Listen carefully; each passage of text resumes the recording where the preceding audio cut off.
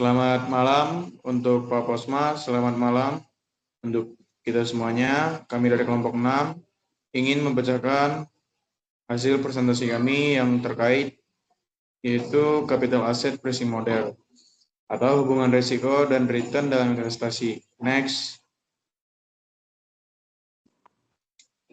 Untuk slide pertama ada pendahuluan. Kami akan membacakan awal mula teori portofolio. Teori portofolio modern diperkenalkan oleh Harry Markowitz pada tahun 1952 melalui artikelnya Portfolio Selection. Ia menekankan pentingnya diversifikasi untuk mengurangi risiko dengan membentuk portofolio, bukan mulai aset secara tunggal. Yang kedua, pengembangan ke arah CAPM. Pada tahun 1964, William F. Schaff mengembangkan teori Markowitz dengan menambahkan aset bebas risiko atau RF dalam pasar modal, sehingga munculnya garis lurus yang disebut Capital Market Line atau CML. Next. Pengertian menurut William S. Schaff 1964 dalam artikelnya Capital Asset Price atau A Theory of Market Equilibrium Under Condition of Risk. CAPM adalah model yang menjelaskan hubungan antara return harapan suatu aset dan risiko sistematis atau beta dalam kondisi pasar seimbang. Singkatnya, return suatu aset sama dengan risk-free rate ditambah premi risiko dikali beta. Schaff menekankan bahwa hanya risiko sistematis beta yang relevan dalam menentukan imbal hasil yang wajar karena risiko yang lain dihilangkan melalui diversifikasi. Next.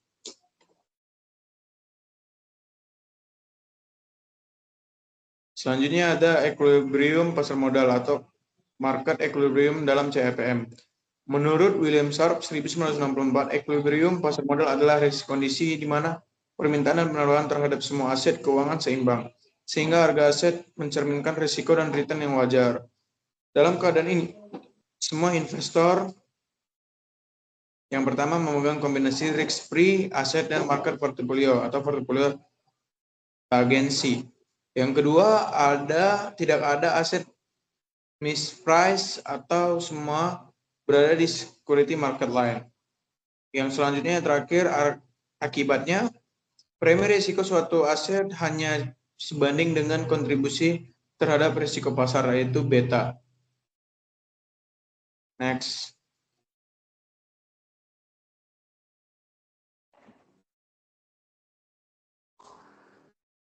Selanjutnya untuk garis pasar modal atau capital market line.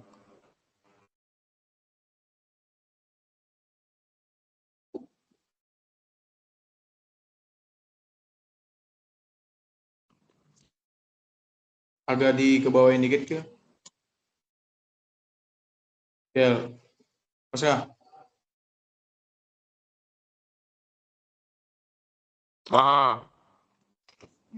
Agak dikebawain dikit. Udah ini. Nah, untuk grafiknya seperti yang sudah kita lihat, yaitu hubungan antara premi risiko dengan portofolio atau garis pasar modal itu berbanding lurus dengan slope yang sudah ditentukan seperti itu.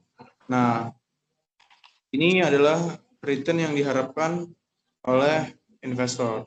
Next.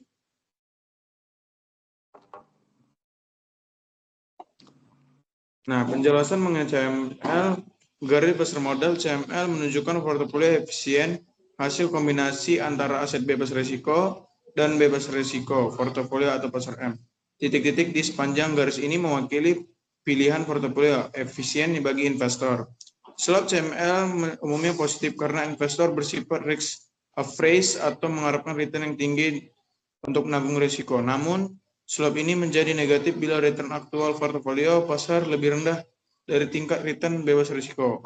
Secara keseluruhan, CML digunakan untuk menggunakan tingkat return yang diharapkan tingkat risiko portofolio. Nah, untuk yang selanjutnya akan dibacakan oleh teman saya Ezekiel Pasca.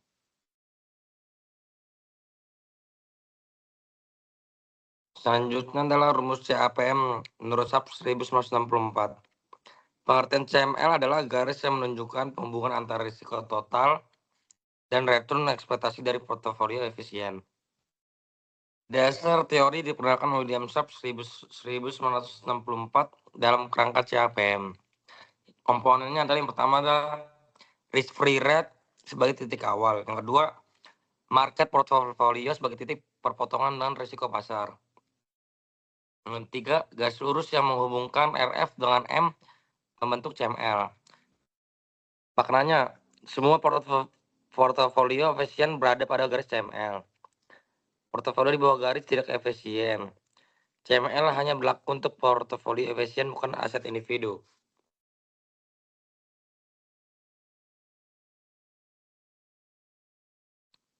Selanjutnya, garis pasar modal.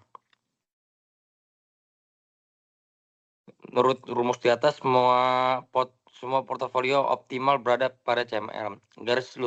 Grafik garis lurus dari RF market portfolio.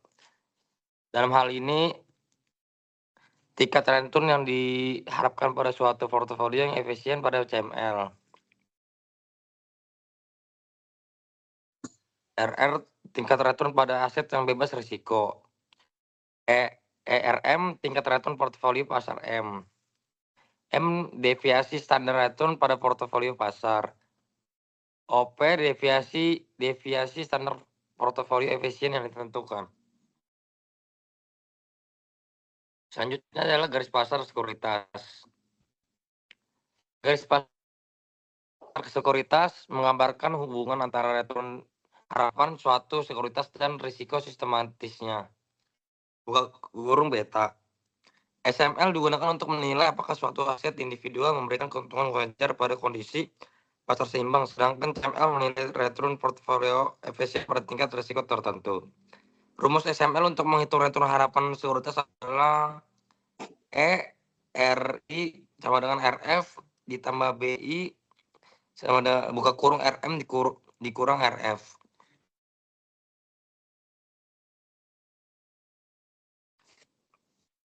Beta untuk portofolio pasar adalah satu, yang pertama adalah beta yang lebih kecil besar dari satu dikatakan berisiko lebih kecil besar dari risiko portofolio pasar. Pemiringan slope GPS, persamaan GPS-nya adalah ER tambah dengan RBR ditambah ERM dikurang RBR, diketahui RBR 12%, buka kurung RM sama dengan 15% saham A memiliki 8. Jadi saham A dihitung besar,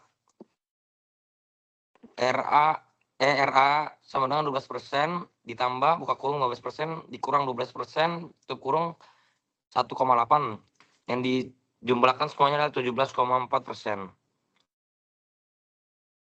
Sekuritas yang under value atau overload. Secara teori, harga sekuritas berada pada SML karena garis ini menunjukkan return harapan sesuai tingkat risiko sistematis. Jika return suatu sekuritas tidak berada pada SML, berarti sekuritas tersebut under value atau over value. Sekuritas yang under value atau over value, pada gambar di atas terlihat bahwa sekuritas A di atas SML dan dinilai sebagai sekuritas yang ternilai rendah under value karena tingkat return harapan RA return yang disyaratkan investor ERA. Sedangkan sekuritas B terletak di bawah SML, sehingga sekuritas B dikatakan ternilai lebih over value. Estimasi beta. Untuk mengestimasi besarnya koefisien beta digunakan market model berikut. Dalam hal ini, R itu return sekuritas, RM itu return indeks pasar, AI itu adalah intercept, BI itu adalah slope, EI itu adalah random residual error. Market model bisa diestimasi dengan regress return sekuritas yang akan dinilai dengan return indeks pasar. Regresi tersebut akan menghasilkan nilai A1 itu AI itu adalah ukuran return sekuritas I yang tidak terkait dengan return pasar. BI itu adalah peningkatan return yang diharapkan pada sekuritas I setiap menaikkan return pada return pasar sebesar 1%. Nah, penjelasan mengenai CAPM ini adalah setiap aset investasi dapat dilihat dari segi risiko dan pengembalian. Yang kedua adalah CAPM merupakan rumus yang ketiga adalah SML adalah penggambaran grafis CAPM dan plot risiko relatif terhadap pengembalian yang diharapkan.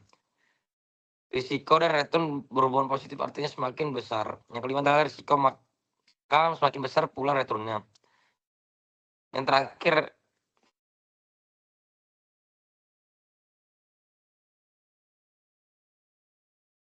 terakhir adalah ukuran risiko sekuritas yang relevan adalah ukuran kontribusi risiko sekuritas terhadap risiko portofolio.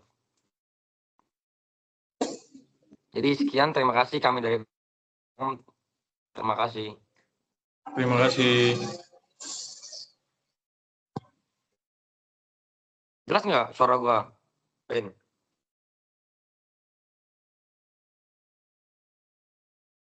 Udah belum?